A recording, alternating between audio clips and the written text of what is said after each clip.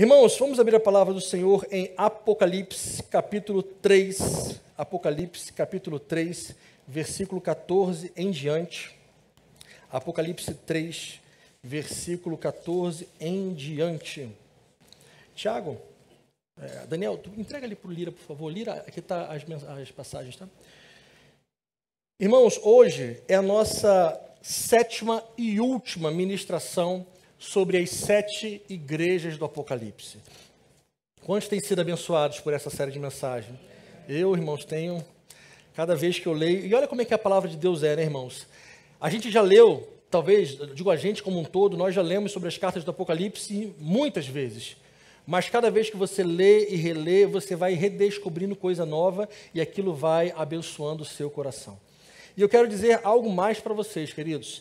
Quando nós acabarmos, que vai ser hoje, essas 7 semanas ininterruptas que fizemos, de as 7 igrejas do Apocalipse, eu faço uma pergunta meio que retórica para nós.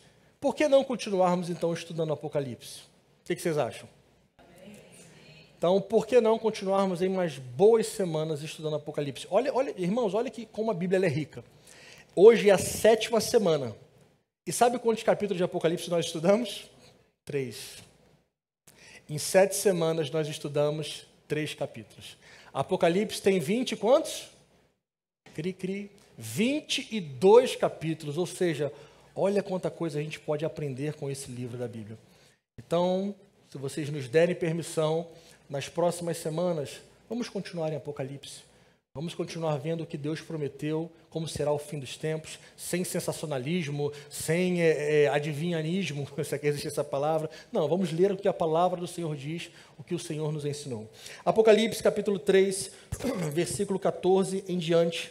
O tema da nossa mensagem de hoje é: abandone a mornidão, seja zeloso e se arrependa. Apocalipse, capítulo 3, versículo 14. Ao anjo da igreja em Laodiceia, escreva o seguinte: essas coisas diz o Amém, a testemunha fiel e verdadeira, o princípio da criação de Deus. Eu conheço as obras que você realiza, que você não é nem frio nem quente. Quem dera você fosse frio ou quente. E assim, porque você é morno e não é quente nem frio, estou a ponto de vomitá-lo da minha boca. Você diz: eu sou rico, estou bem de vida e não preciso de nada, mas você não sabe que é infeliz? Sim, miserável, pobre, cego e nu. Aconselho que você compre de mim ouro refinado pelo fogo, para que você seja de fato rico. Compre vestes brancas para se vestir, a fim de que a vergonha da sua nudez não fique evidente, e colírio para ungir os seus olhos, a fim de que você possa ver. Eu repreendo e disciplino a todos quantos amo. Portanto, seja zeloso e arrependa-se. Eis que estou à porta e bato. E se alguém ouvir a minha voz e abrir a porta, entrarei em sua casa, cearei com ele e ele comigo, e ao vencedor darei o direito de sentar-se comigo no meu trono, assim como também eu venci e sentei com meu Pai no seu trono. Quem tem ouvidos, ouça o que o Espírito diz às igrejas. Fala conosco, Senhor, nós temos ouvidos e abrimos os nossos ouvidos espirituais para Ti nesta noite. Em nome de Jesus, amém. Irmãos, rapidinho, antes de começar, vocês estão com pressa de ir para casa? Podemos ir com liberdade, então, tranquilo? Vocês ficaram meio assustados, né? Sabe que eu digo isso? É bem rapidinho.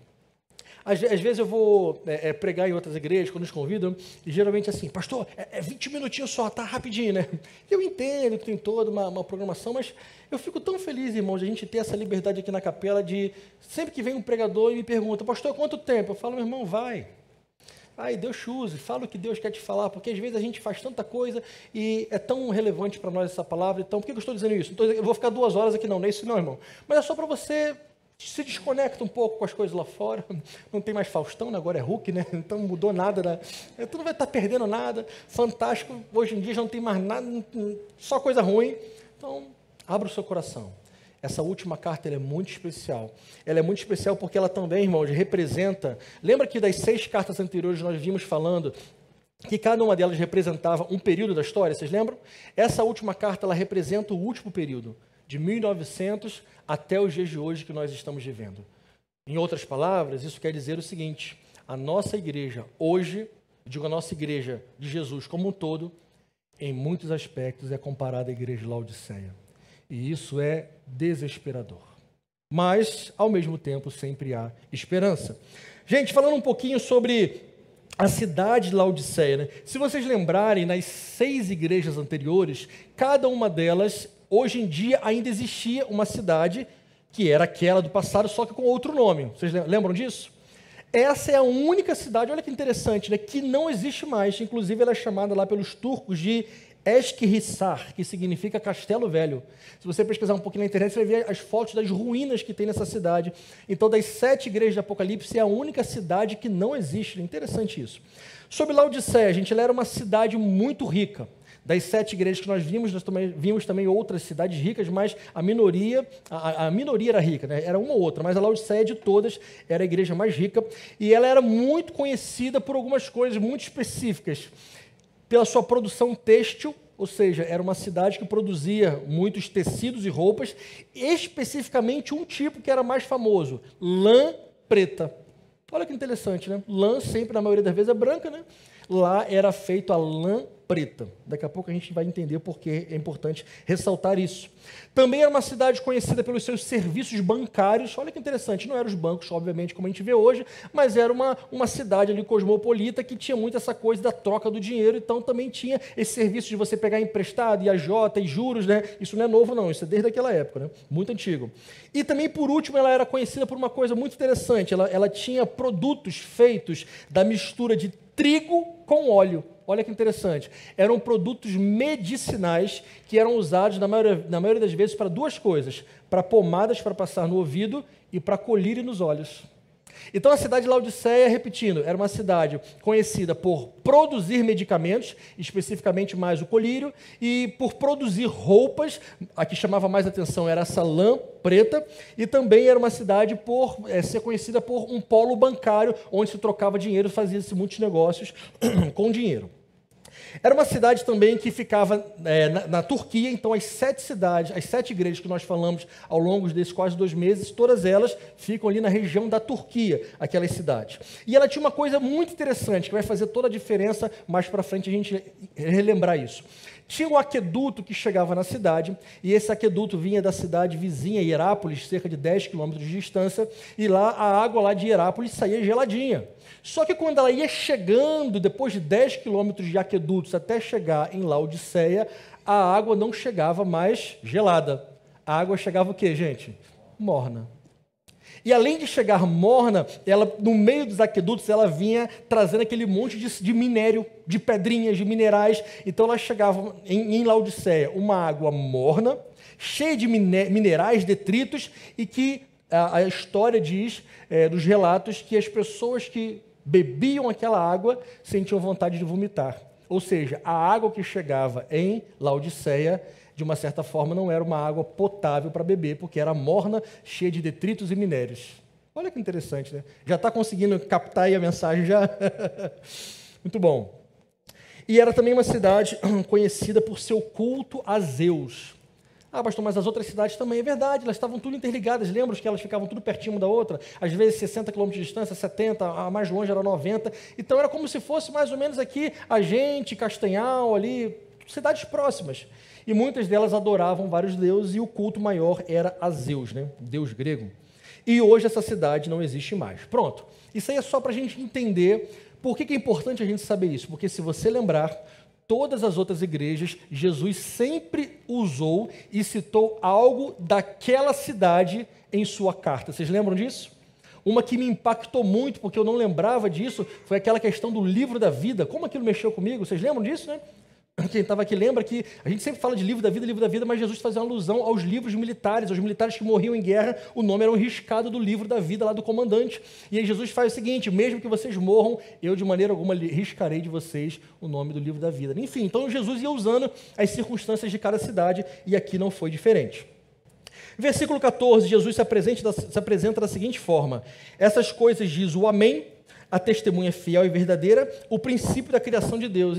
Interessante que Jesus ele começa pelo fim, né? Ele não começa, por exemplo, como o alfa e o ômega, o princípio e o fim. Ele já começa como o amém. Olha que interessante, porque Jesus sendo eterno, o começo e o fim é uma maneira que nós tentamos entender. Para Jesus é a mesma coisa. Ele é eterno. Então ele se apresenta começando com um fim. Eu sou o Amém. Mas eu também sou o princípio de todas as coisas. E esse princípio da criação não significa que Jesus foi o primeiro a ser criado, porque Jesus não foi criado. Jesus sempre existiu. Ele é eterno. Significa que ele estava lá, no princípio da criação. Porque Jesus era o verbo estava com Deus, o verbo era Deus, e o verbo logos significa que Jesus ele era, digamos assim, o executante do que Deus mandou fazer. Então ele sendo um, Deus deu a ordem e Jesus cria. Então é algo que a nossa mente não consegue entender e mensurar. Mas Jesus ele sempre esteve no início, ele sempre existiu e sempre estará no fim. Ele é tudo, ele é eterno, no início, o fim. Ele se apresenta dessa forma porque ele está mostrando para aquela igreja que ele é onipresente. E é interessante que é a primeira vez que ele se apresenta também como uma testemunha fiel e verdadeira. Nas outras ele se apresentou como assim, como o juiz, como alguém forte e tal, e agora ele se apresenta como uma testemunha. Interessante. Só que tem um detalhe que faz toda a diferença. Ele não é apenas uma testemunha, ele é a testemunha fiel e verdadeira. O que isso quer dizer? Que ele é o único no mundo que pode testemunhar com exatidão o que ele viu e o que ele vê acontecer. Nenhuma outra testemunha no mundo é 100% fiel naquilo que vê, porque vem a humanidade e vem o pecado. Ontem eu assisti um filme ali, um pouco para relaxar a cabeça, era a história justamente de um parceiro policial que ia dar um depoimento errado para poder livrar a pena do outro amigo policial, mas no final ele se arrepende, e, enfim. Com Jesus não tem isso. Ele é testemunha fiel e verdadeira. Ele fala exatamente o que ele vê, porque nele não habita pecado, não existe pecado. Então ele é a única pessoa no mundo que pode ser a verdadeira testemunha fiel, que não há mentiras. Ele diz o que realmente aconteceu. E aqui no versículo 15 e 16, se vocês repararem, Jesus começa agora da mesma forma que ele falou em todas as cartas. O que ele disse em todas as cartas? Conheço as tuas obras. Para as 7 igrejas, Jesus falou a mesma coisa. O que variava era o que vinha depois disso. Para algumas igrejas ele disse, eu conheço as tuas obras, e eu sei que o que você faz hoje em dia é mais do que você fazia no passado, continua assim, ou então conheço as suas obras, mas suas obras não são íntegras. Eu conheço as suas obras, você é fraco, mas na verdade você é forte, e Jesus vai variando depois do conheço as suas obras, mas aqui para Laodiceia a coisa é feia. Aqui para Laodiceia é uma das poucas igrejas em que não tem nenhum tipo de elogio. Mesmo nas igrejas passadas, quando Jesus citava as coisas erradas que elas faziam, Jesus de vez em quando falava, mas entretanto, vou te dar essa moral, tem isso aí que você faz que alivia um pouco a sua barra. Para Laodiceia não. Para Laodiceia ele já diz, versículo 15, eu conheço as obras que você realiza, e você não é frio e nem morno, nem quente, você é morno. Vê se você já tinha parado para pensar nisso. Quando a gente pensa sobre esse versículo, que imagino eu que talvez grande parte de nós já tenha conhecido, quando a gente pensa sobre a mornidão, a gente pensava talvez, não sei se você, mas eu pensava assim, como apenas a pessoa morna. Mas depois, lendo esse trecho com calma, Jesus ele está falando das obras, então ele ainda está nesse momento falando das obras. E é nesse contexto que ele diz que aquele anjo da igreja, aquela igreja eram mornos, ou seja, Jesus começa falando que as obras deles eram mornas. Eu fiquei um bom tempo refletindo o que é obra morna, meu Senhor. Como é que é obra quente, obra fria, obra morna, Como é que faz isso, É interessante que se você parar para lembrar a maneira como Jesus ensinava quando ele estava aqui em terra, é a maneira mais perfeita que já existiu. Nenhum livro de autoajuda, nenhum livro de liderança moderna, nenhum livro consegue fazer histórias mais profundas e relevantes do que as histórias de Jesus. E se você lembrar, irmãos, todas as histórias de Jesus tinham a ver com o dia a dia daquela população. As parábolas todas que você lembrar, você vai ver da dracma perdida, era o que acontecia naquela época, parábola do semeador, a parábola do joio e do trigo, a parábola do Senhor que vai e viaja, depois volta. Todas as histórias que Jesus contava tinham a ver com a realidade daquele povo. Por isso que eles entendiam na mesma hora. Nós, 2000 anos depois, temos que estudar um pouco a cultura deles para poder entender. Da mesma forma que Jesus ele usa a mornidão, porque toda pessoa da cidade de Laodiceia que ouvisse aquela palavra entenderia na hora. Por quê? Porque eles conviviam com a mornidão. Eles odiavam a água morna de Laodiceia. E aí Jesus vem e diz: as obras de vocês são como essas águas que vocês bebem e vocês vomitam. Então significa que as obras de vocês também me fazem vomitar. Quando aquela carta chegou para Laodiceia, eles entenderam na hora o que Jesus queria dizer. João 7,38, a Bíblia diz que aquele que crê em mim, como diz as Escrituras, do seu interior fluirão rios de água viva. O que Jesus espera de nós, discípulos dele, é que do nosso interior flua rios de água viva. Mas os crentes de Laodiceia, daquela geração e desta geração, fluem águas mornas. Não são águas, não são rios de água viva, são águas mornas. E sabe qual é o problema da mornidão, queridos? Ninguém gosta de beber água morna. E a água morna, se você parar para pensar, ela não mata a sede de ninguém. Pelo contrário, te deixa mais estressado. É bom você beber uma água quente, porque você faz um café, você faz um chá. Quando você está com sede, você bebe água gelada. E para que serve água morna? Para nada. Só para perturbar nosso juízo. Ninguém gosta de água morna. E o que Jesus, em outras palavras, estava dizendo é que aquela água que perturbava o dia a dia dos laudicenses, não sei se é laudicense, era a mesma comparação que ele fazia com as obras dele. Não serviam para nada, porque eram obras mornas. Em outras palavras, queridos, água morna não mata a sede de ninguém, apenas ilude e faz mal. Trazendo isso para a nossa vida, irmãos, morno é aquela pessoa que é, ao mesmo tempo, aquecido pelo fogo do Espírito Santo e esfriado pela frieza do pecado. E assim essa pessoa vai vivendo. Nos cultos ela é incendiada. Durante a semana ela é esfriada. E o resultado disso, mornidão. E assim vai vivendo uma vida de mornidão. Só que a mornidão, ela gera vários outros problemas que a gente vai falar daqui a pouco. Quando Jesus fala, quem dera você fosse frio ou quente, os comentaristas eles divergem um pouco do entendimento sobre isso. Alguns diziam que ser frio também é bom, porque a água fria produz coisa boa, né? E a água quente também é boa e tal. Mas, orando, pedindo direcionamento de Deus, eu tive um entendimento seguinte. O quente é como se, a água quente é como se representasse aquilo que Deus espera que sejamos. Avivados, aquecidos pelo fogo do Espírito Santo. E a água fria, olha que interessante, ela representa alguém de extrema frieza, alguém de extrema distância de Deus, alguém que está com o coração fechado para Deus mesmo. São os dois extremos. É como se essa água quente representasse alguém que foi incendiado pelo fogo do Espírito Santo, está servindo ao Senhor, ama a causa do Senhor, ama o reino, está lá, é zeloso, é assim, vive uma vida para o Senhor. E essa água fria é aquela pessoa que está completamente distante do Senhor, com o seu coração bloqueado para Ele. Se porventura esse for um entendimento válido, na minha opinião então Jesus diz o seguinte, eu preferia que você fosse frio do que morno. E isso, num primeiro momento, parece não fazer sentido. Mas sabe por que faz? Porque o morno, ele é uma pessoa muito difícil. Como é que você vai trabalhar com morno a palavra de Deus, se ele vai dizer para você assim, mas eu já conheço a palavra. Mas você precisa orar, mas eu já oro. Você precisa conhecer uma congregação, congregar, mas eu já faço isso. O morno, ele se torna uma pessoa inalcançável. O frio, não.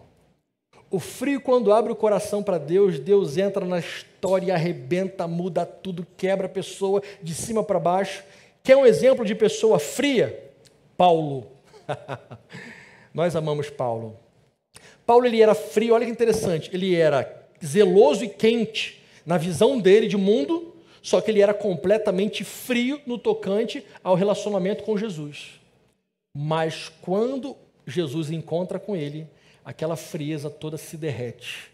E em poucos dias, Paulo já era um novo homem cheio do fogo do Espírito Santo.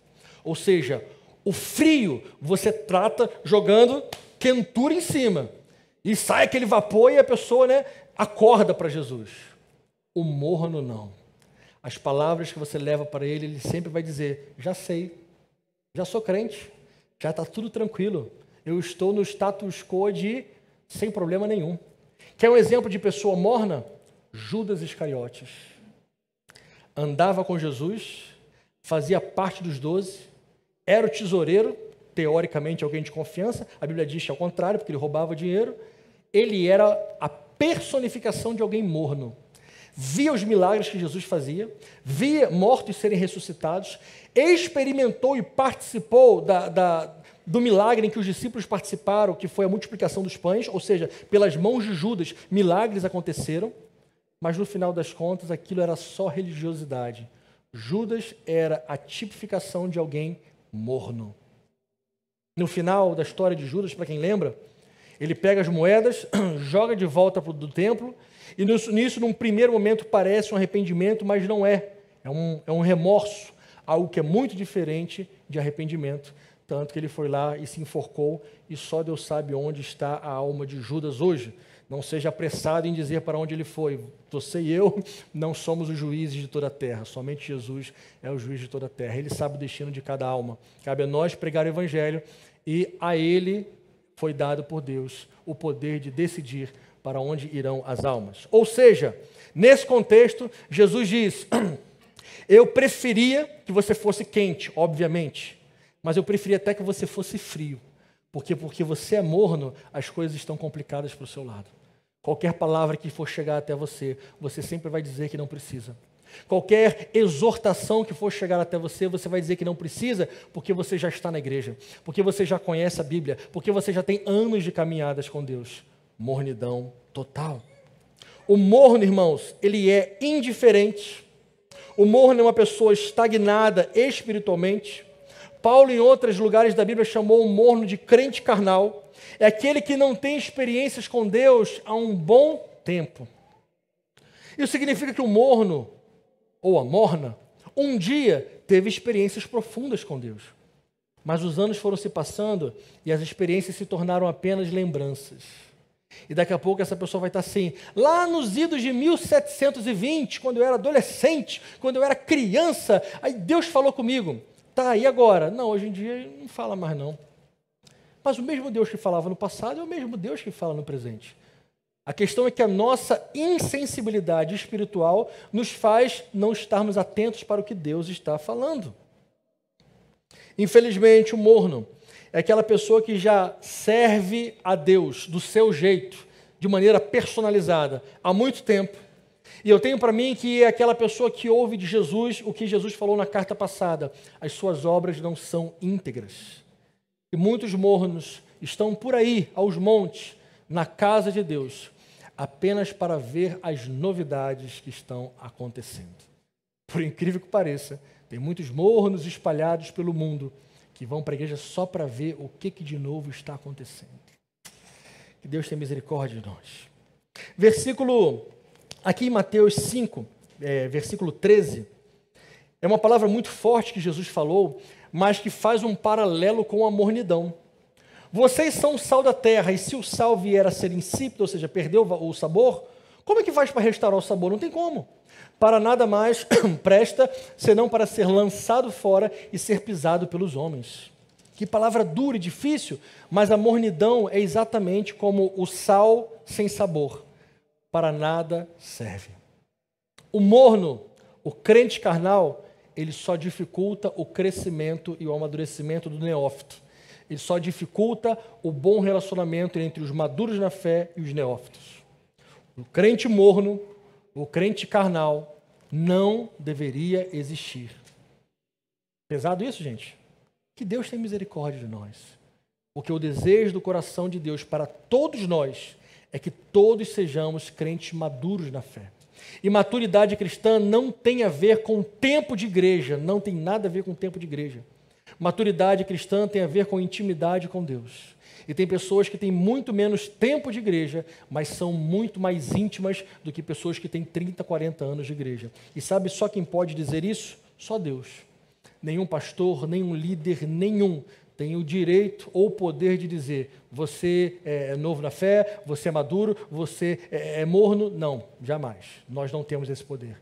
A Bíblia diz, e foi talvez o que eu mais aprendi nessas 7 cartas, foi: Só Jesus sonda as mentes e os corações.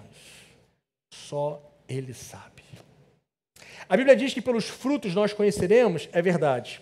Mas às vezes, irmãos, até frutos podem ser maquiados. Até frutos podem ser manipulados. Porque às vezes os frutos geram bênção, mas a gente não sabe o que está lá no interior do coração da pessoa. Ela faz algo, gera frutos, pessoas são abençoadas, mas talvez, lá no fundinho do coração, a pessoa queira um tasquinho de glória para ela. Por isso que nós não sabemos. Repito o que eu falei nessas últimas cartas. Joio e trigo crescem juntos.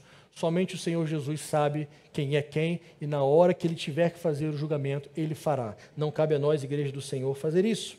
Aqui no versículo 17, a Bíblia diz o seguinte: você diz, sou rico, estou bem de vida, não preciso de nada, mas na verdade você não sabe que é infeliz, miserável, pobre, cego e nu. Ah, pastor, que palavra, né? Irmão, só estou lendo a Bíblia só, né? No inferno não fica bravo comigo, não. Jesus mostrou o seguinte para aquela igreja, a semelhança da igreja passada. Vocês acham que estão vivos? Na verdade, vocês estão mortos. O que Jesus mostra para aquela igreja é o seguinte: você se acha rico, mas é o contrário. Observe que Jesus não fala, ele não simplifica. Você acha que você é rico, mas você é pobre. Jesus não simplifica. Você acha que você é rico, aí ele vem destrinchando. Você, na verdade, é miserável, pobre, cego e nu. E se a gente parar para pensar, vê se você já tinha visto isso ou sabido dessa história. Quando você pega um sapo, né, isso eu acho que é de comum conhecimento de muitas pessoas, e você coloca ele numa água quente, numa água morna, sabe o que o sapo vai fazer? Nada. Vai ficar curtindo a água morna. Eu não sei, tem gente que não gosta de tomar banho quente, né? Legal. Eu curto, né? Botar lá na água morninha, a gente fica ali e tal, aí pensa na vida, pensa nas contas, pensa em água morninha, né? A água morna, ela tem esse poder de causar uma sensação de bem-estar. Quem aqui gosta de tomar um banho ultra super gelado de noite? Ah, tem uns corajosos aqui, né? Quem gosta de tomar um banho morninho, tranquilo? A gente, né? A gente gosta de tomar banho, porque a mornidão, ela traz o relaxamento. Se você pegar um sapo e botar ele numa panela com água morna, ele igual a gente vai ficar só boboiando e curtindo. Só que se você esquentar mais, ele não percebe. E ele morre dentro da panela. Sabiam disso? Eu não sabia dessa história, não, é? Faz esse experimento em casa. Vou chegar em casa hoje, pega um sapo, tá? Procura, bota lá na panela de fazer feijão lá, você vai ver que vai dar certinho. A mornidão faz o sapinho ficar tranquilo. E esquentou a água, ele morreu e ele nem soube de onde veio a morte. Porque a mornidão, ela traz essa sensação de bem-estar. Essa igreja da Laodiceia, eles achavam, irmãos, que estavam no caminho certo. E isso, enquanto eu preparava essa palavra, eu parei nesse momento e comecei a orar e pedir misericórdia de Deus e falar: Senhor, por favor, não deixa a gente perder o foco, não deixa a gente perder a visão, não deixa as luzes desse mundo atrair o nosso olhar, porque, irmãos, é muito fácil, um estalar de dedos, a gente simplesmente perder a visão. Se nós deixarmos a simplicidade do Evangelho e começarmos a nos impressionar com as coisas que o mundo tem para oferecer, a igreja moderna, e sermos aquela igreja que diferenciada, a igreja que é inclusivista, a igreja que abre mão de algumas das suas doutrinas para poder ter mais gente, a igreja que começa a fazer um monte de coisa que por aí tem sido feito, a gente nem percebe, igual o sapinho, a gente está só esquentando, e daqui a pouco a gente morre. Aquela igreja estava no caminho, achava que estava no caminho certo, mas na verdade eles estavam na contramão do que Jesus tinha planejado para ela. Quando Jesus diz que aquela igreja era infeliz, aqui no versículo 17 Jesus diz: você não sabe que você é infeliz. E eu fiquei pensando, por que infeliz? Porque aquela igreja não experimentava a verdadeira felicidade. Talvez eles experimentassem felicidades temporais, ou talvez eles fizessem eventos na igreja para fazer o povo se sentir feliz. Mas, na verdade, era uma infelicidade espiritual, porque Jesus disse: a felicidade de vocês não é a verdadeira felicidade. Não é a alegria do Senhor, não é a nossa alegria que é a força que o Senhor nos dá. Não é. A felicidade de vocês é uma felicidade do mundo. Jesus disse também que eles eram miseráveis. E miseráveis vem de miséria, ou seja, poucos recursos ou recursos muito escassos, e parece num primeiro momento uma contradição, porque aquela igreja, de todas as 7 que nós lemos, era a igreja que estava na cidade mais rica e era a igreja mais rica. E aí Jesus diz, vocês acham que são ricos, mas na verdade vocês são miseráveis, ou seja, eles tinham apenas recursos da terra, não tinham recursos do céu. Você lembra o que está lá em Mateus 6,19? Mateus 6,19 diz, não acumule para vocês tesouros sobre a terra, onde a traça e a ferrugem corrói, onde os ladrões escavam e roubam. 20. Mas acumulem para vocês tesouros nos céus, onde traça, ferrugem não corrói, e onde os ladrões não escavam e não roubam. Aquela igreja, a igreja de Laodiceia, estava acumulando recursos na terra. Talvez, como falamos no culto passado, era aquela igreja que bombava, era aquela igreja que tinha tudo, tinha ali a melhor equipe, a melhor estrutura, era uma igreja bonitona, que tinha dinheiro sobrando. Acho que a gente nunca experimentou isso, né, pastor? Dinheiro sobrando. Provavelmente eles tinham tudo que eles precisavam, mas na verdade Jesus disse que eles eram miseráveis, porque o tesouro deles era da terra, não era o tesouro dos céus. Jesus disse também, olha que forte isso que Jesus diz, vocês também são cegos. E por que Jesus faz essa alusão a cegos? Vamos ver quem captou a mensagem. O que eles vendiam? Colírios. Aquela cidade era conhecida como a maior produtora de colírio. E aí Jesus usa aquela situação para dizer, vocês vendem colírios, mas vocês são cegos. Porque vocês deixaram de ter a visão de Deus. Vocês deixaram de ver aquilo que vocês no começo viam. Vocês deixaram de ter os olhos de Cristo e começaram a ter apenas os olhos do mundo, e os olhos de vocês começaram a se fascinar pelas coisas que o mundo tem para oferecer. Eu lembro de um outro trecho da Bíblia, aquele que fala também a gente vai ler daqui a pouco, né? Às vezes a gente está enxergando ali o cisco no olho do irmão e tem uma trave no nosso olho. Talvez era o que estava acontecendo com aquela igreja também. E olha que outra alusão Jesus faz. Além de infeliz, miserável, cego, pobre, Jesus também disse que aquela igreja era estava nua. E o que aquela cidade fabricava? Roupa. Uma cidade que fabricava lã, que fabricava roupa, que era conhecida por vestir pessoas, vestir as cidades ao redor que iam até lá comprar lã, roupa. Jesus disse, vocês vendem roupas, mas vocês estão nus. Que contrassenso isso, para eles ouvir aquilo.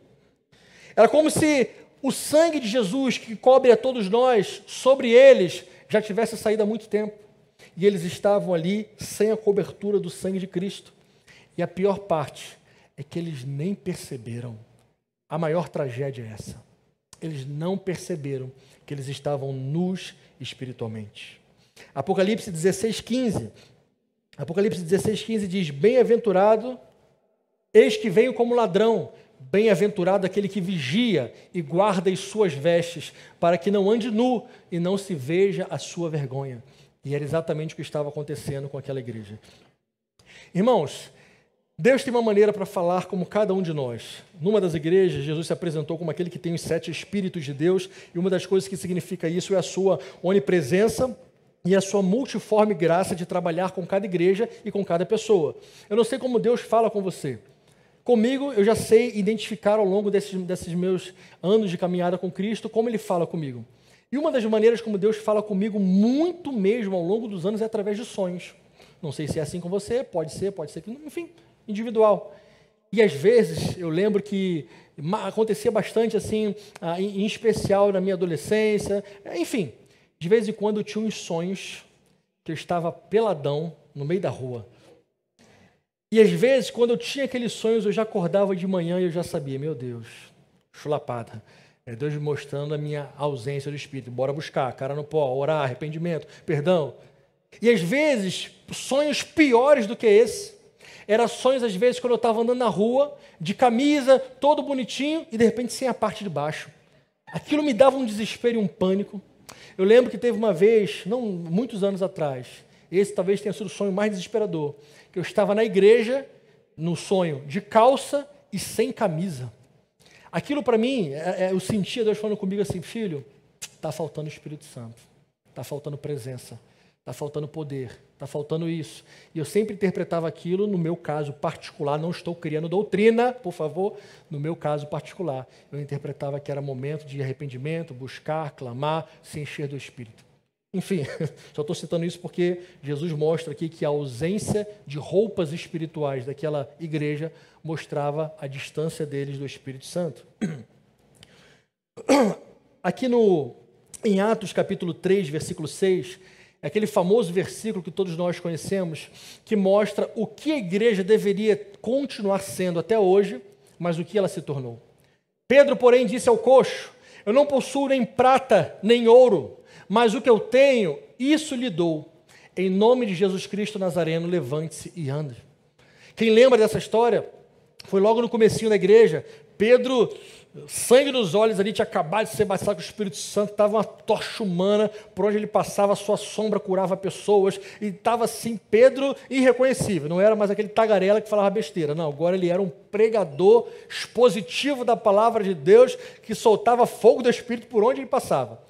E nesse momento ele foi ao templo, na hora nona, e quando chegou lá, para quem lembra da história, estava lá os mendigos na porta do templo, exatamente como nos dias de hoje. 2000 anos se passaram e continua se acontecendo da mesma forma. E ele com toda a autoridade disse: dinheiro eu não tenho, mas eu tenho o poder de Deus. E é pelo poder de Deus que você vai levantar e vai andar. Os milênios se passaram e a igreja como um todo hoje diz: dinheiro nós temos, poder vamos ficar devendo. Os milênios se passaram e a situação inverteu. A igreja que não tinha dinheiro tinha poder. E hoje a igreja tem dinheiro, mas falta o poder. Quando eu digo igreja como um todo. Versículo 18, Jesus fala algo aqui que talvez tenha causado um burburinho entre eles. Jesus diz: eu aconselho que vocês comprem de mim ouro refinado pelo fogo, para que você seja de fato rico. Compre também vestes brancas para vestir, a fim de que a vergonha da sua nudez não fique evidente, e colírio para ungir os olhos, a fim de que você possa ver. Talvez algum gaiato lá daquela igreja ainda tenha dito assim: quanto custa, Jesus? Talvez estavam tão acostumados a o dinheiro deles ser o poder deles, que talvez possa até ter tido alguém que possa dizer: quanto custa mesmo? Parece impossível isso? Não, irmãos, não é impossível, não. É só você olhar. Eu tenho citado aqui com frequência porque mexeu muito comigo, né? Já acho que é a quarta vez que eu vou falar sobre isso. Aquele documentário que eu vi lá sobre o João de Deus, né? Lá em Abadiânia, em Goiás, né? Por que eu estou citando ele? Porque era exatamente o que acontecia. As pessoas iam lá para serem curadas e levavam somas imensas de dinheiro, pessoas vindas do mundo inteiro. E como você vai assistindo o documentário, você vai ver que com o passar do tempo foi começando a dar mais atenção para os gringos, obviamente. Traziam dólar, trazia euro. Então as curas que aconteciam primeiro era para o pessoal gringo. Ou seja, quando eu brinco dizendo que alguém deve ter dito ali com a carta quanto custa, mas não é algo difícil acontecer não, porque se você lembrar também do jovem rico, que Jesus contou a história, era uma história muito semelhante. Senhor, assim, eu tenho dinheiro, eu tenho aqui, tenho conchavo, eu tenho... Né, o que eu tenho que fazer para a vida eterna? Como é que é o esquema que eu tenho que fazer? Você tem que guardar os mandamentos. Moleza, você já faz. Próximo, o que eu tenho que fazer?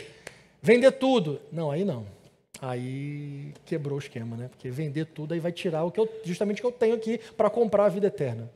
Ao longo dos anos, foram muitas as pessoas que quiseram usar posses e dinheiro para adquirir poder. Aquela história de Pedro, de Paulo, que eu contei para vocês há um tempo atrás. Aliás, depois achem, por favor, para mim, quem achar esse versículo, a gente projeta aqui, onde aquele homem quis comprar de Paulo o poder, né? E Paulo esconjura o homem, xinga o homem, manda ele, né, para o inferno, vai sair daqui, diabo, porque ele queria comprar o poder do Espírito Santo com dinheiro. Então isso não é algo novo. O que Jesus estava mostrando com essa palavra desse versículo era o seguinte: igreja de Laodiceia, todo o dinheiro que vocês têm, todo o poder que vocês construíram, todos os conchavos políticos de vocês, todos os QI, né, quem indica que vocês têm, tudo isso que vocês têm não é suficiente para comprar o ouro refinado, para comprar o verdadeiro colírio e para comprar as vestes brancas que eu tenho para oferecer. Nenhum dinheiro do mundo pode pagar o que eu estou oferecendo. Sabe por quê? Porque é de graça. Só que vocês não querem as coisas de graça, vocês acostumaram a comprar com o dinheiro de vocês. Essa aí, aquele versículo que eu falei, o homem, né, doido chega para Paulo e diz: me deem também esse poder para que essa pessoa sobre o qual eu impuser as mãos receba o Espírito Santo. Pedro, né, foi Pedro, né, respondeu: que o seu dinheiro seja destruído, bem Pedro isso, né, junto com você, pois você pensou que com ele poderia adquirir o dom de Deus. Não existe porção nem parte para você nesse ministério, porque o seu coração não é reto diante de Deus. Portanto, arrependa-se desse mal e ora ao Senhor, talvez Ele o perdoe por esse intento do seu coração, né? Pronto. E aí você está cheio de inveja, preso na maldade, aí Pedro já começou a reclamar. Hã? É o que acontece com Paulo também, né? Então pronto, não é a primeira vez. O outro está onde? 3,6 também, com Paulo. 13,6. Então aconteceu com Pedro e aconteceu com Paulo e continua acontecendo nos dias de hoje. Pessoas que querem, com dinheiro, manipular e conseguir o poder de Deus. O que Jesus estava mostrando para aquela igreja é que nenhum bem poderia comprar aquilo que eles estavam oferecendo. Agora, observe que coisa profunda Jesus diz. Vocês, igreja de Laodiceia, vocês já têm ouro. Mas deixa eu falar uma coisa para vocês. O ouro de vocês é aquele que a traça corrói, que o ladrão rouba. O ouro que vocês precisam é o que eu tenho, que é o ouro refinado. E você pode pensar, pastor, o que é o ouro refinado? A Bíblia fala o que é o ouro refinado. Se você lembrar lá de 1 Coríntios 3,13, já falamos aqui diversas vezes esse versículo, coloca para a gente, 1 Coríntios 3,13. A Bíblia fala que tipo de ouro refinado é esse. Olha só o que diz a Bíblia. A obra de cada um se tornará manifesta, pois o dia demonstrará, porque será revelada pelo fogo, e o fogo provará qual é a obra de cada um. Estamos falando sobre qual evento aqui nesse versículo, irmãos? Tribunal de Cri-cri. Escola bíblica, povo. Que evento é esse que estamos falando em 1 Coríntios 3,13? Faz alusão ao tribunal de Cristo, onde as nossas obras serão provadas e passarão por esse fogo que é o crivo do Senhor Jesus. O que ele estava dizendo para a igreja de Laodiceia é o seguinte: o ouro que vocês têm, vocês compram o que vocês quiserem. A bateria mais bonita do mundo vocês têm em Laodiceia. A guitarra mais cara vocês compraram. Vocês têm tudo o que vocês precisam, mas na verdade o que vocês têm que ter é a obra, a verdadeira obra, que quando passar pelo fogo do meu crivo, do meu juízo, não se queimará como a palha que o vento leva, mas permanecerá firme, como a gente leu também alguns domingos atrás. Ou seja, o que Jesus estava oferecendo para eles era ouro refinado, obras que não teriam aquele julgamento quando Jesus falou, as suas obras não são íntegras. Seriam obras que passariam pelo crivo de Jesus, pelo tribunal de Cristo, e isso sim é a verdadeira riqueza. Quando chegarmos, irmãos, na eternidade com Deus, não adianta nada o acúmulo de dinheiro que, porventura, algumas pessoas tenham feito nessa terra. Relembra a todos nós que o raiz de todos os males não é o dinheiro, e sim o amor ao dinheiro. O Senhor nos dá bens, o Senhor nos abençoa para nós, sim, cuidarmos da nossa família, para investirmos no reino, para abençoarmos outras vidas. Então, o dinheiro usado de maneira correta, ele é uma bênção, é claro. O problema é que existem muitas pessoas que não conhecem o Senhor e outras que conhecem o Senhor, que passam uma vida acumulando, juntando, porque colocam a sua esperança nos bens. A pessoa não depende mais de Deus, ela depende da conta gorda que ela tenha. Ela não depende mais da graça de Deus, ela depende dos investimentos da bolsa. E a pessoa começa a colocar a sua esperança naquilo que ela tem, na força do seu braço.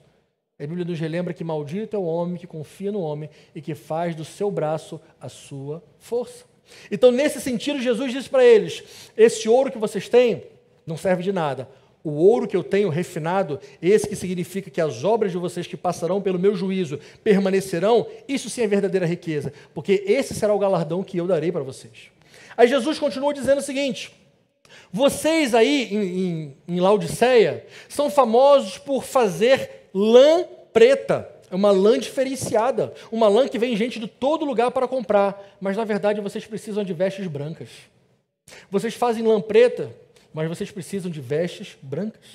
E essas vestes brancas que vocês têm, que vocês precisam, significa ações incontaminadas. Se você lembrar lá de Apocalipse, quando perguntam, quem são estes aí que vêm da grande tribulação e tal, e como é que eles estão vestidos? Eles estão vestidos de linho branco, que significa os atos de justiça dos santos. Está lá no finalzinho de Apocalipse.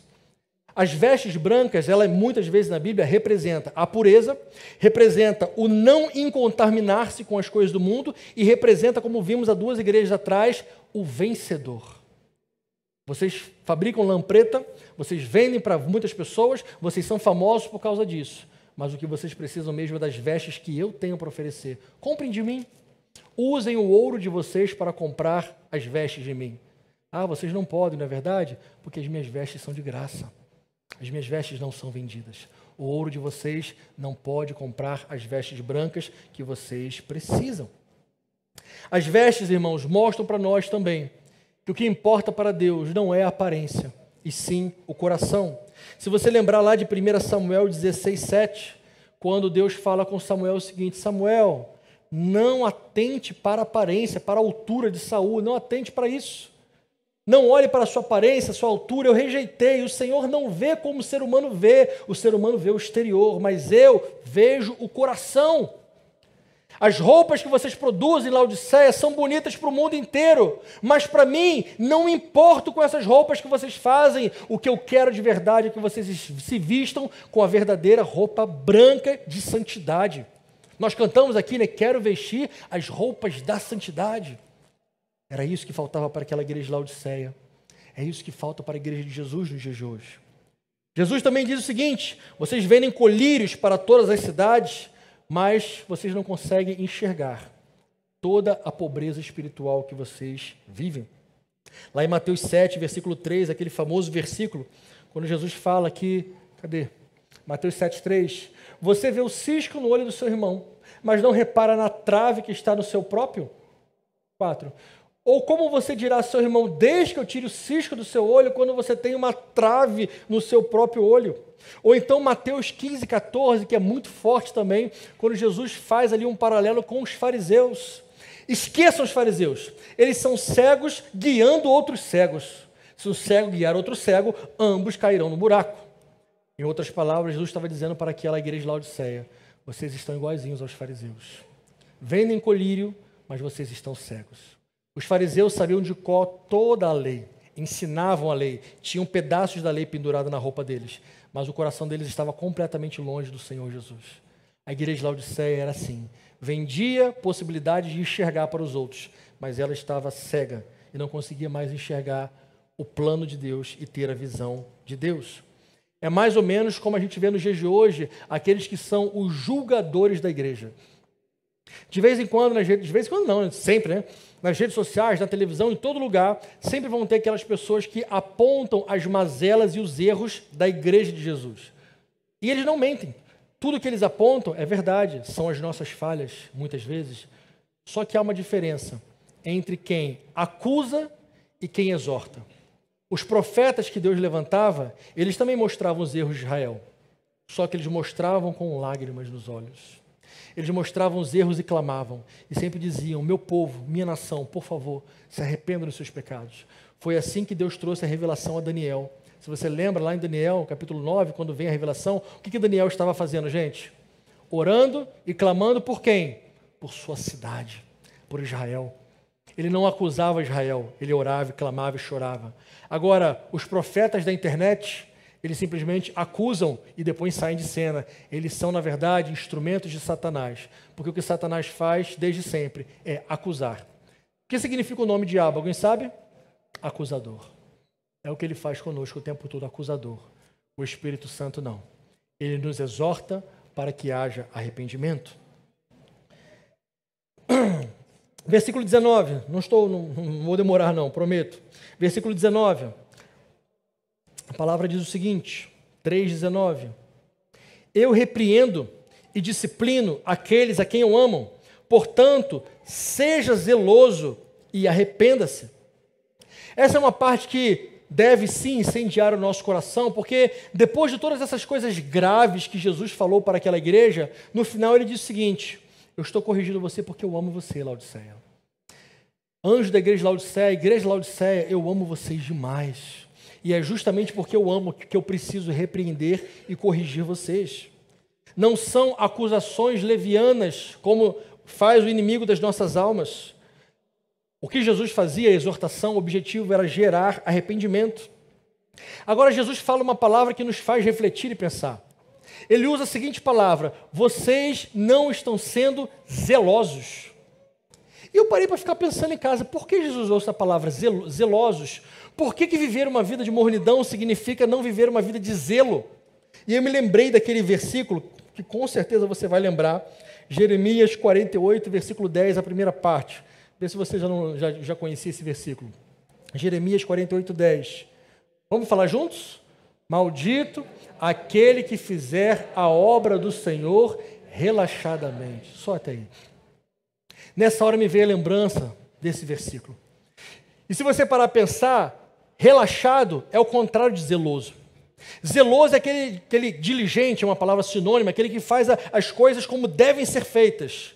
O relaxado é aquele até que faz as coisas, mas faz de qualquer jeito. Na minha caminhada aqui como chefe, não como pastor, mas como chefe, eu prefiro que não seja feito do que seja feito de maneira relaxada. Eu prefiro que, por exemplo, deixe tudo sujo do que limpar de maneira relaxada. Que coisa doida, né? Mas é algo meu. Tudo que é feito de maneira relaxada me incomoda de um jeito absurdo, porque eu sei que o relaxo é simplesmente uma displicência de alguém que poderia fazer algo melhor e opta por não fazer. O que Deus está dizendo aqui para eles era o seguinte: viver essa vida de mornidão que vocês estão vivendo é viver uma vida relaxada. Mas o que eu quero para vocês é que vocês sejam zelosos, é que vocês sejam diligentes, é que vocês façam tudo que tem que ser feito, que vocês sejam tudo aquilo que eu sonhei para vocês. Portanto, arrependam-se, consertem o que tem que ser consertado, refaçam o caminho lá de onde vocês caíram, volte, lembre lá das primeiras obras, como eu disse lá para a primeira igreja, volte ao primeiro amor, conserta o que tem que ser consertado. Mas, por favor, igreja de Laodiceia, seja uma igreja zelosa. Tenha zelo pela palavra do Senhor, tenha zelo pela santidade, tenha zelo pela casa do Senhor, tenha zelo pelas coisas do Senhor. Maldito o que faz a obra do Senhor relaxadamente. E quando nós olhamos esse versículo, nós não entendemos como uma acusação, porque o nosso Deus nunca nos acusa. Repito, Ele sempre nos exorta para que haja arrependimento e conserto. O último versículo de hoje, versículo 20. Eis que estou à porta e bato. E se alguém ouvir a minha voz, abrir a porta, entrarei em sua casa, cearei com ele e ele ceará comigo. Desculpa, não é o último não, é o penúltimo, tá? Olha que interessante. Esse versículo, inclusive nós usamos muitas vezes esse versículo como um versículo evangelístico. Até aí, problema nenhum, porque a Bíblia está dizendo que quando a gente abre o coração, Jesus entra. Então, de uma maneira muito, muito simples, é o que o versículo quer dizer. Mas de uma maneira mais profunda, esse versículo ele nos mostra uma outra realidade. Nesse contexto que nós estamos lendo, essa porta que Jesus abre não é a porta onde nós somos o dono. Na verdade, Ele que é o dono. E quando Ele chega naquela porta, é o dono chegando para entrar em sua casa. Nós, os servos, temos que ser servos diligentes, zelosos, para rapidamente abrir a porta para Ele, para não deixar o dono fora da casa. Na verdade, esse é o sentido mais correto com relação a todo esse contexto. Jesus, quando Ele diz, abra a porta, Ele não é o convidado, Ele é o dono. E nós é que somos os servos. E é nós que temos que viver em função da chegada do dono. E quando Ele entra naquilo que é dele, na verdade não somos nós que convidamos, é Ele que nos convidou. Nós é que fomos enxertados na videira e Ele é a videira. Então, quando Ele entra, Ele então nos chama, não somos nós que chamamos, é Ele que nos chama para ceiar com Ele. Tem um versículo que eu gosto muito, Salmo 25, 14. Quem lembra desse versículo? Salmo 25, 14. A intimidade do Senhor. O Senhor confia o seu segredo aos que o temem, aos quais Ele dará a conhecer a sua aliança. Em outras versões, a intimidade do Senhor é para aqueles que o temem. Quando Jesus entra no que é seu, quando Jesus voltar para estabelecer o seu reino, quando Jesus voltar e com o sopro da sua boca destruir o anticristo, Ele vai começar aquilo que é seu. Não será o nosso reinado, é o reinado dele, mas Ele nos chama para a intimidade, para estarmos ali reinando com Ele. Tudo é dele, para Ele, por meio dele, tudo é sobre ele e nada sobre nós. Aqui no versículo 21 e 22, agora sim encerrando, Jesus diz: ao vencedor eu darei o direito de sentar-se comigo no meu trono. Assim também como eu venci, sentei com meu Pai no trono, e quem tem ouvidos para ouvir, ouça o que o Espírito diz às igrejas. Mais uma vez, Jesus relembra a promessa de reinarmos com Ele. Fiquei pensando em casa, por que Jesus repete tanto esse assunto? Por que nas cartas de Pedro e nas outras também é tocado bastante nesse assunto? Não cheguei a uma resposta definitiva, cheguei apenas a um pensamento. Talvez seja Jesus nos lembrando com frequência, porque talvez tenhamos dificuldade de crer realmente que nós poderemos reinar.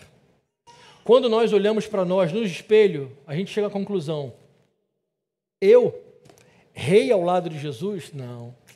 Essa parte da Bíblia, eu acho que o pessoal, sei lá, não faz sentido isso.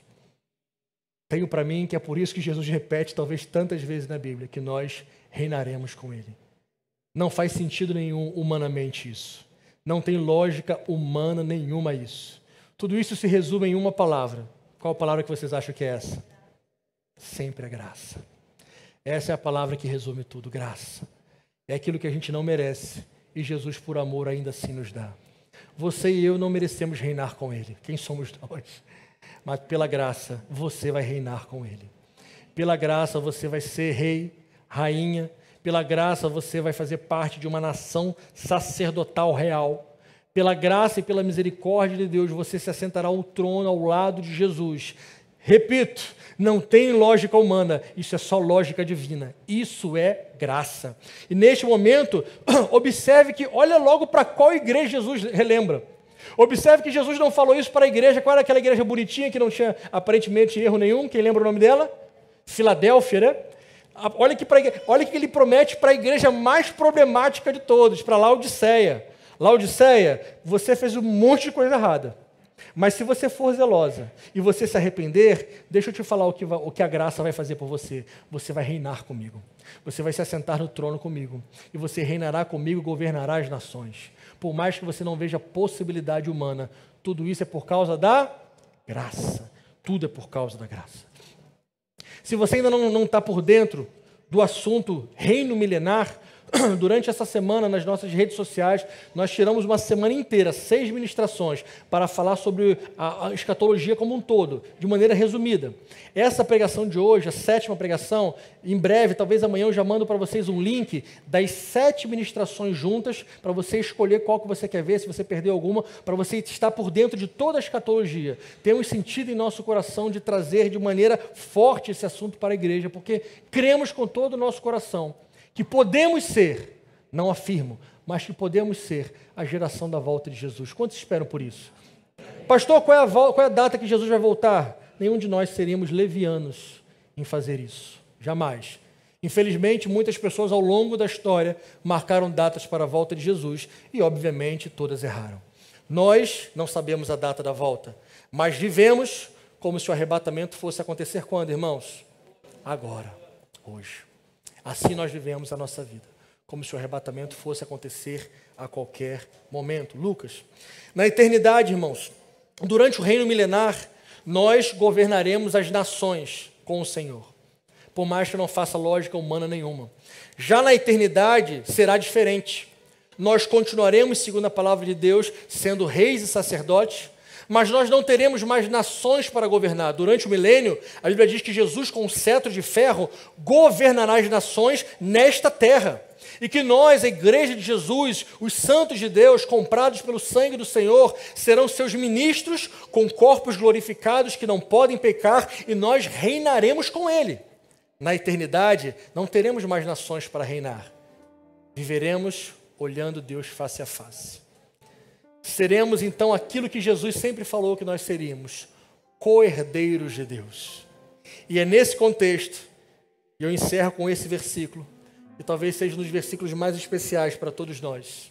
1 Coríntios 2,9. Quem lembra desse versículo? Vamos ler juntos? Mas como está escrito, nem olhos viram, nem ouvidos ouviram, nem jamais penetrou em coração humano o que Deus tem preparado para aqueles que o amam. Quantos creem nisso? Durante essa trajetória que tivemos juntos aqui nessas 7 semanas, pudemos ver, irmãos, os percalços que a igreja de Jesus encontrou pelo caminho. Pecados, falhas, tolerar Jezabel. Lembra dessa igreja que tolerava Jezabel? Tantas coisas as igrejas foram fazendo erradas. A igreja que achava que era rica, mas era pobre. A igreja que achava que era fraca, mas era forte. A igreja que tolerava Jezabel, a igreja que expulsava os nicolaítas. E cada igreja tinha uma característica especial. Jesus a umas elogiava, a outras Jesus exortava, a outras Jesus só exortou, como a igreja de Laodiceia. Mas ao final de tudo, Jesus relembrou o seguinte: a minha graça está disponível a todos vocês, igreja. Vocês podem ser fracos, vocês podem ter pecados, vocês podem até estar distantes do meu coração, mas sempre há um caminho de volta. Sempre a graça estará disponível para vocês. Não é à toa que talvez a parábola mais conhecida no mundo inteiro seja a parábola de quem, gente? Do filho pródigo. Tenho para mim que talvez essa seja uma das histórias mais conhecidas no mundo inteiro. Para mim, eu acho que é. E a cena que sempre vem na minha cabeça quando eu lembro dessa história, não sei qual é a cena que vem na sua, na minha é o paizão, de braços abertos, esperando o filho pródigo voltar para a casa do pai. E quando ele volta, se você lembra o final da história, o irmão fariseu já é por minha conta, já diz: poxa, esse cara fez um monte de besteira e meu pai recebe não é justo isso. E a resposta do pai diz: meu filho, você sempre teve tudo que é meu. Em outras palavras, você não soube usufruir da presença do seu pai. Você passou a vida inteira do meu lado, meu filho, você foi morno. Você passou a vida inteira na casa do pai, mas você nunca experimentou o que eu tinha para oferecer, porque os seus olhos, que já precisavam de colírio espiritual, estavam enxergando só o teu irmão lá e acusando o teu irmão. E quando o seu irmão volta para casa, você não se alegra, você se entristece. Oh, meu filho, você foi um filho morno a vida inteira. Permitam-me essa interpretação final. Quando na verdade o pai se alegra, é porque aquele filho que representa a mim e a você, ele volta para a casa do pai. Eu quero encerrar, irmãos, dizendo o seguinte para nós: deixar de ser morno é uma decisão pessoal. Ninguém pode fazer isso por nós. Começar a ser zeloso no coração, nas obras, é uma decisão pessoal de igual forma.